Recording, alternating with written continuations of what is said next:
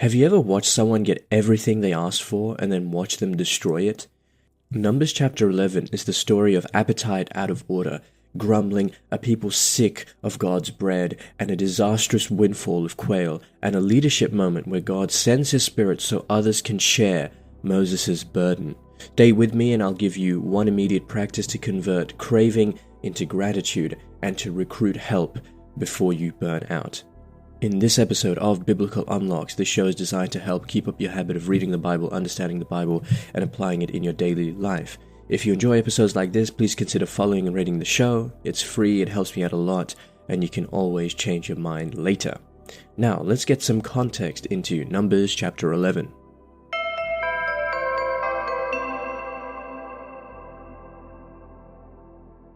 So Numbers chapter 11 sits at the turning point of Israel's wilderness life. They've just left Sinai, and after the tabernacle and Levites are in place, the people begin to complain about food, about leadership, their past in Egypt, and God responds with both judgment and provision. And the chapter is going to move through four scenes.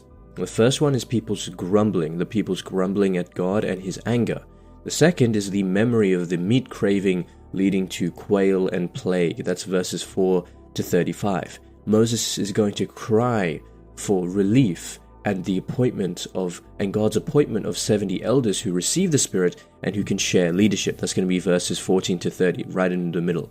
And then we're going to see the deadly consequences of greed at the quail, which is verses 31 to 35. So this chapter is going to pair social appetite and spiritual governance. And it shows how craving corrodes covenant and how shared spirit empowered leadership actually sustains the people. So let's read verses 1 to 3. The peoples grumble, and we're going to see the fire from the Lord. And my question to you is, what complaints in your circle risk kindling God's displeasure? Verse 1. Now when the people complained in the hearing of the Lord about their misfortunes, the Lord heard it, and His anger was kindled. Then the fire of the Lord burned against them and consumed some outlying parts of the camp. But the people cried out to Moses, and Moses prayed to the Lord, and the fire abated. So that place was called Taberah, because the fire of the Lord burned against them. Okay, biblical unlock number 1. Grumbling is not a private feeling. It's a communal inflammation that provokes God's protective fury. This is interesting because the people's murmuring touches God's presence. The Lord's fire breaks out among them. And this is not just a mere annoyance at inconvenience. Biblical complaints, right? They become contagious. It infects others. It corrodes gratitude, and it draws this corrective fire. And the elders will later recall how grumbling is a pattern they must guard against. We even read this in the New Testament, as we read in 1 Corinthians chapter 10, verse 10 to 11. And do not grumble, as some of them did and were killed by the destroying angel. These things happened to them as examples and were written down as warnings for us, on whom the culmination of the ages has come. So if you think you are standing firm, be careful that you do not fall. So, idea here is to be grateful for that which you have before it is gone. Okay, let's read verses 4 to 9 now. 4 to 9, this is concerning the craving for meat, so they have nostalgia of their past in Egypt, and where do you long for past comforts that actually enslaved you? Verse 4. The camp followers with them had a strong craving, and the Israelites also wept again and said, if only we had meat to eat. We remember the fish we used to eat in Egypt for nothing, the cucumbers, the melons, the leeks, the onions, and the garlic. But now our strength is dried up, and there is nothing at all but this manna to look at. Now the manna was like coriander seed, and its color was like the color of gum resin. And the people went around and gathered it, ground it in mills or beat it in mortars, and then boiled it in pots and made cakes of it. The taste of it was like the taste of cakes baked with oil. When the dew fell on the camp in the night, the manna would fall with it. Here's biblical unlock number 2. Craving the past's comfort is a disguised form of idolatry. You actually exchange freedom for a softer form of slavery, because the craving is not for food alone. Notice what they're saying. It's nostalgia for Egypt's perceived security. We remember the fish, the cucumbers, the melons, etc. God had delivered them from the bondage of slavery, yet they prefer the food of bondage. And what's interesting is, appetite spiritualizes into idolatry. What satisfies one's stomach can eventually betray one's soul, and we can actually see this later. In Psalm chapter 106 verses 13 to 15, but they soon forgot what he had done, and did not wait for his plan to unfold. In the desert they gave into their craving, in the wilderness they put God to the test. So he gave them what they asked for, but sent a wasting disease among them. Alright, so let's go through verses 10 to 17 now. This is going to be Moses' burden and how the unsustainability of solo leadership, or just solitude in being a prophet, can actually be quite detrimental to one's mental and physical health. So let's read verses 10 to 17. 10 to 17. Moses heard the people weeping throughout their families, all at the entrances of their tents. Then the Lord became very angry, and Moses was displeased. So Moses said to the Lord, "Why have you treated your servant so badly? Why have I not found favor in your sight, that you lay the burden of all this people on me? Did I conceive all this people? Did I give birth to them, that you should say to me, carry them in your bosom, as a wet nurse carries a nursing child, to the land you promised on oath to their ancestors? Where am I to get meat to give all this people? For they come weeping to me, saying, give us meat to eat. I am not able to carry all this people alone, for they are too heavy for me. If this is the way you are going to treat me, put me to death at once, if I have found favor in your sight, and do not let me see my misery." So the Lord said to Moses, "Gather for me 70 of the elders of Israel, whom you know to be the elders of the people, and officers over them. Bring them to the tent of meeting, and have them take their place there with you. I will come down and speak with you there, and I will take some of the Spirit that is on you and put it on them, and they shall bear the burden of the people along with you, so that you will not bear it all by yourself." Biblical unlock number 3. One leader cannot carry a people alone. In fact, God builds teams to steward presence and mission. Moses says, "I cannot bear all this people alone." This is Numbers chapter 11 verse 14. His leadership cracks under relational strain, but God's design is not heroic isolation, but it is distributed responsibility.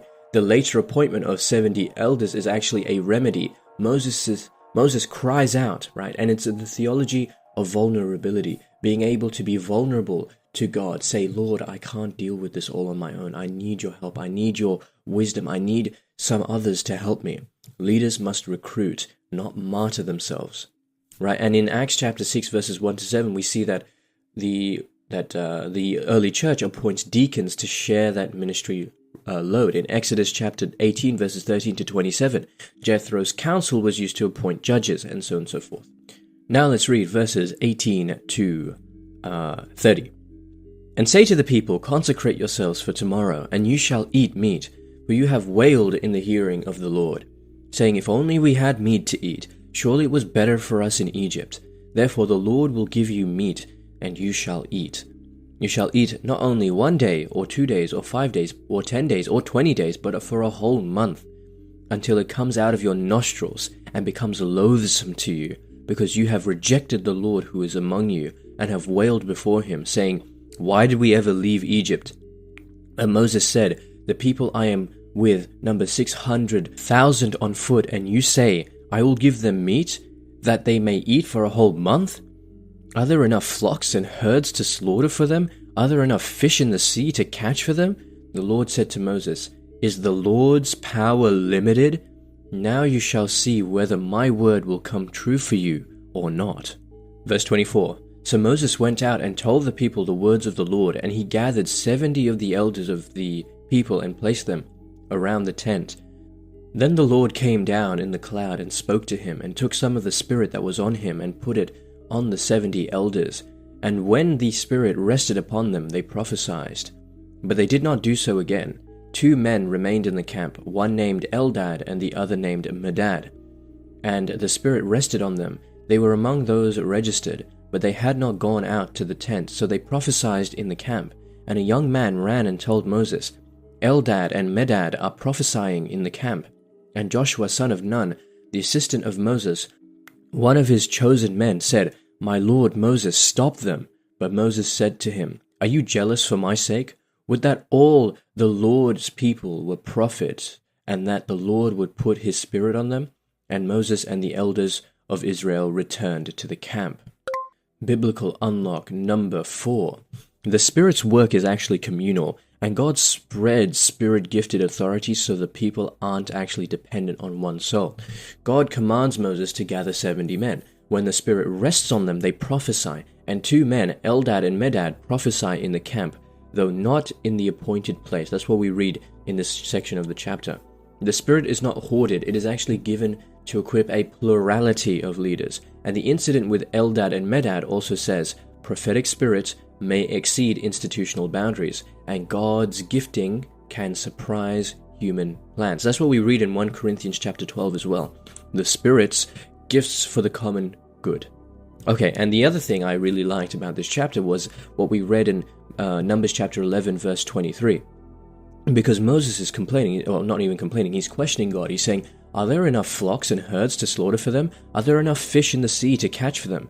And the Lord responds, Is the Lord's power limited? Now you shall see whether my word will come true for you or not. I said in Numbers chapter 6 verses 24 to 26, that blessing that we saw there was really good, to let the Lord's face shine upon you, his countenance over you, and so on and so forth. Here, Numbers chapter 11 verse 23, is the Lord's power limited? That's a question for you as well. Now you shall see whether my word will come true for you or not. Alright, let's read verses 31 to 35 now. Then a wind went out from the Lord, and it brought quails from the sea, and let them fall beside the camp, about a day's journey on this side, and a day's journey on the other side, all around the camp, about 2 cubits deep on the ground. So the people worked all that day and night, and all the next day gathering the quails. The least anyone gathered was 10 homers, and they spread them out for themselves all around the camp. But while the meat was still between their teeth, before it was consumed, the anger of the Lord was kindled against the people, and the Lord struck down the people with a very great plague, so that the place was called Kibroth Hattaavah, because there they buried the people who had the craving. From Kibroth Hattaavah, the people journeyed to Hazeroth. Final biblical unlock number 5. God's provision can actually become judgment when it's received in sinful ways. Gratification without gratitude corrupts blessing into poison. God actually gives quail in abundance, but the people's greed leads to a devastating plague. And the portrait here is stark.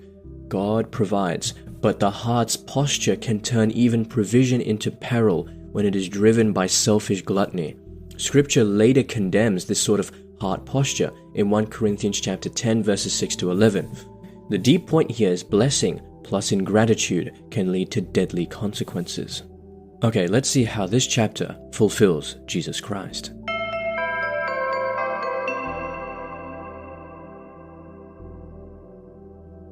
Okay, so Numbers chapter 11 story of manna, craving, and God's gift of bread all find its true fulfillment in Jesus Christ, who is the true bread from heaven. Where Israel ate temporal bread and still hungered, Jesus offers himself as the bread that satisfies the heart in John chapter 6. And where Moses was given the Spirit to share with elders, Christ pours out the Spirit on many to equip the church. This is my favorite Bible verse. When we get to John chapter 6, we'll read it all and I'll explain everything and the entire reason why I love this verse so much and how it basically saved my life when I read it. But just for now, we'll just read the verse. John chapter 6 verse 35, Jesus said to them, I am the bread of life. Whoever comes to me shall not hunger, and whoever believes in me shall never thirst. So, the idea here is that the manna that you crave, the meat that they crave, is ultimately not going to fulfill them. The only thing that can truly fulfill an individual is the Christ, is bread that comes from heaven that lasts for eternal life. That is the bread that we should strive for, and that is who Jesus Christ says he is.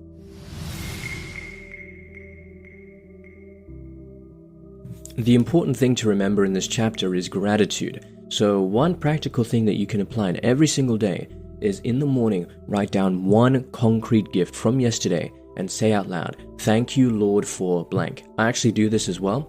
I write 3 things that I'm grateful for and I send it to a friend.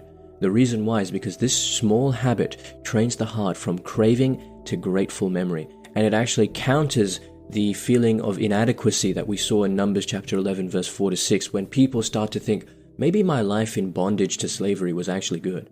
And the second thing is, recruit some elders that you can have to share your load, right? If you're leading a group or carrying a heavy responsibility, identify 2 trusted people, a mentor, a peer, a volunteer, and ask them to share a named task for a few weeks. Tell them you're asking because Moses could not carry all alone. Meeting and delegating prevents burnout and models the spirit-sharing logic of Numbers chapter 11.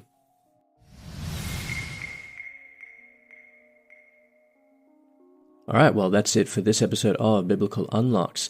Next episode will open Numbers chapter 12, where Miriam and Aaron challenge Moses, and God's going to give us a stern reminder about humility and leadership, which is going to hit home for a lot of us. So if Numbers chapter 11 showed us why leaders need help, Numbers chapter 12 is going to show why leaders also need mercy and why God defends faithful mediation.